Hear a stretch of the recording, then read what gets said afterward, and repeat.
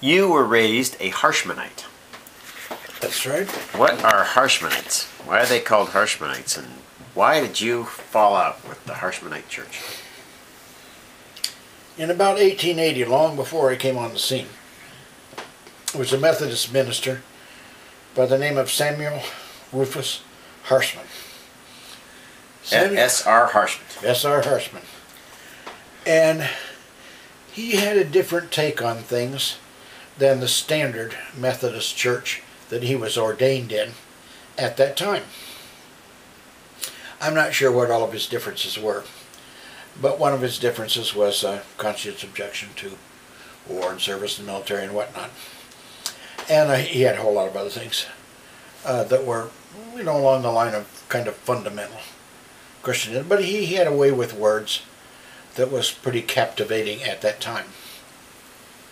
So he began to travel around through Iowa, Indiana, and then on into Illinois, basically as a tent preacher. And as a tent preacher, he would hold these meetings, and he would get some converts. And it kept him going, and then he would move on to the next town and get some converts and get some money and whatnot. After a while, the moving around and whatnot became too difficult. He must have had 8 or 10 kids. And so he decided to settle down and work out of one location. The location he selected was Sullivan, Illinois. And he settled down there with a dairy business where he had milking cows, sold milk, did a little bit of farming on the side, and did preaching. And once in a while he took to the road to go maybe 100 miles away or so and do another stint to get some more converts. He gathered a bunch of converts, Hagermans and Polans and various other people, to be members who followed him and believed in him and thought that he taught the true word. And so they also came to Sullivan, Illinois, and settled in and made an enclave in the south of the town. And in about 1905 or so, he had a brick church built there called the Church of Jesus Christ, but in common language it was called by his last name, Harshmanites. And he taught there and ministered there and took occasional trips up until about the teens years, and then he passed on. There was a big struggle for power within the church, and in that struggle for power, a whole bunch of people thought that they should be the ones who took over after he passed on. I wasn't there for the struggle, but in the end, one of his daughters, named Leah, was the one who came forth as the true calling of the church at that time, although there were still some dissenters.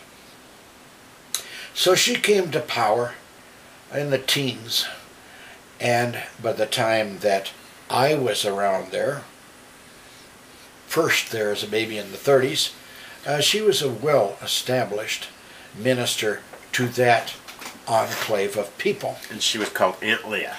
She was called Aunt Leah. In those days it was common to call your respected elders by aunt and uncle. And so nearly everybody in that particular community had the name Aunt so-and-so or Uncle so-and-so, whether they were or were not blood related in any way.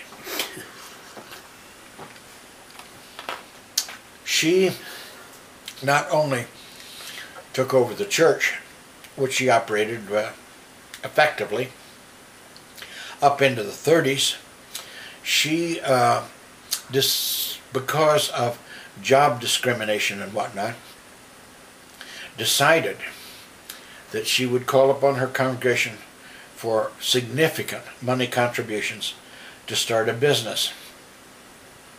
This was about 1939 or 40, and the war in Europe was beginning to weigh heavily on America, and our people, OUR people, in the church were losing their jobs because we were conscience objectors.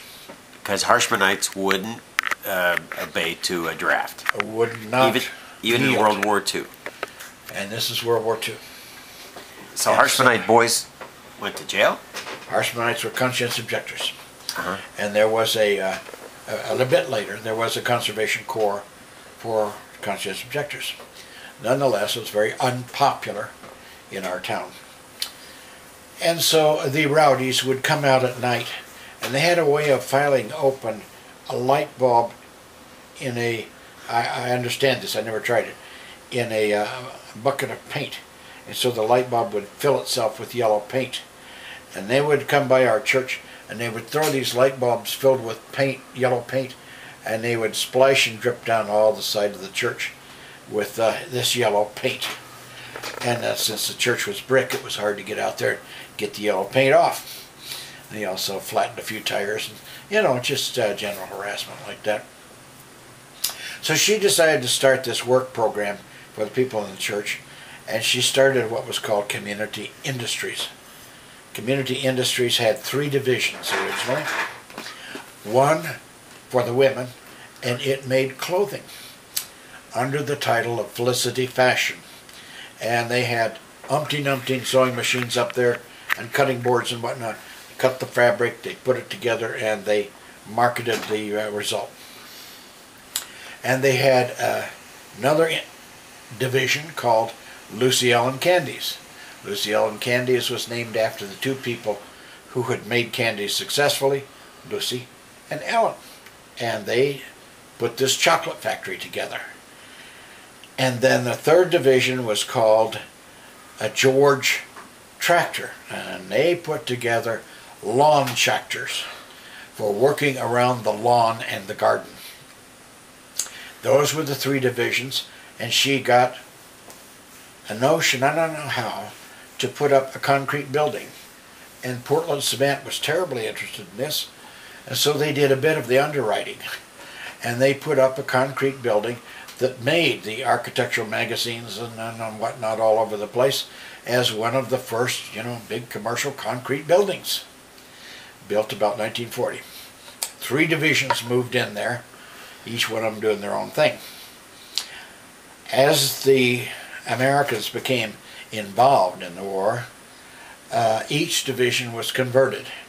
A George Tractor division was converted to building valves of various kinds for submarines and ships. And so they built a heck of a lot of valves. Lucy Ellen Candies was into developing part of the infamous K rations that went to the troops. And Felicity Fashions turned into developing the, quote, 2-man pup tent. Those were the wartime jobs of those 3 industries.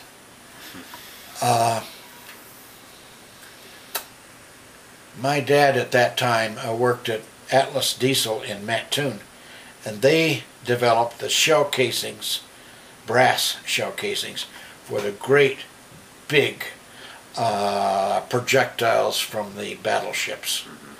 And the shell casings were shipped somewhere else and loaded and went on.